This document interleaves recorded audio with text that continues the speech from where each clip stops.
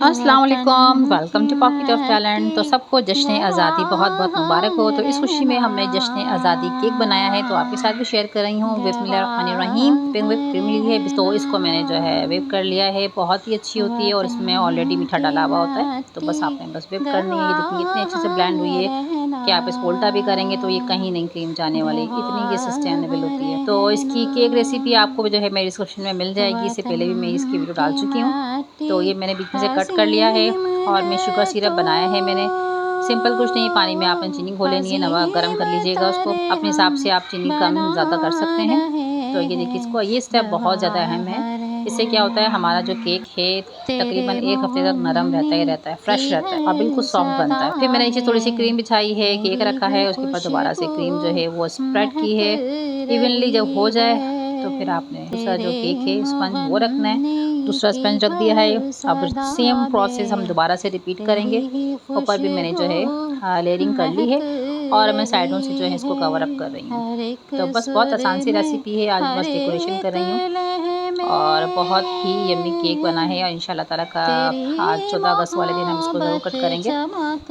तो ये देखिए इसकी फिनिशिंग कर दी है मैंने। अब इसको मैंने क्या करना है, इसको आधे घंटे के लिए फ्रीज़र में रखना है। जब तक ये आधे घंटे के लिए सेट हो जाएगा तब तक मैं दूसरी चीज़ें कर लेती हूँ। तो ये मैंने देखिए न्यूट्रल ग्लेज़ लिया है।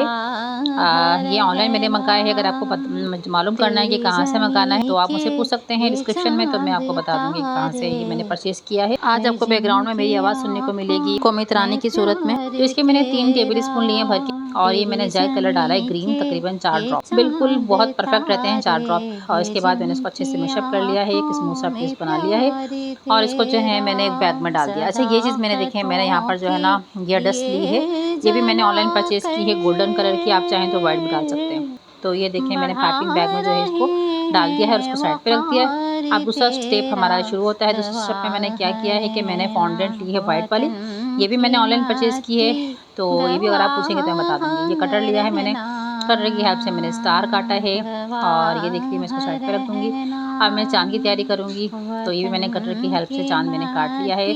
बहुत ही फिनिशिंग के साथ, बहुत ही खूबसूरत तरीके से हमारा चाँद सितारा बनकर तैयार हो गया है। अब हमारा आधा घंटा तकरीबन हो गया है, तो मैंने चाहिए निकाल लिया है अपना फ्रिज से केक। तो ये मैंने लहराते हुए जो एक लाइन ड्रॉ की है और यहाँ पे मैं हाफ पर जो है ना, हाफ से ज़्यादा पर बल्कि जो है ग्रीन कलर जो स्प्रेड कर दूँगी और इसको बहुत अच्छे से जो है इवनली मैंने जो इसको करना है और साइडों से थोड़ी सी मैंने ड्रॉप भी कर दूँगी ताकि जो है खूबसूरत सा इसका जो है लुक आए।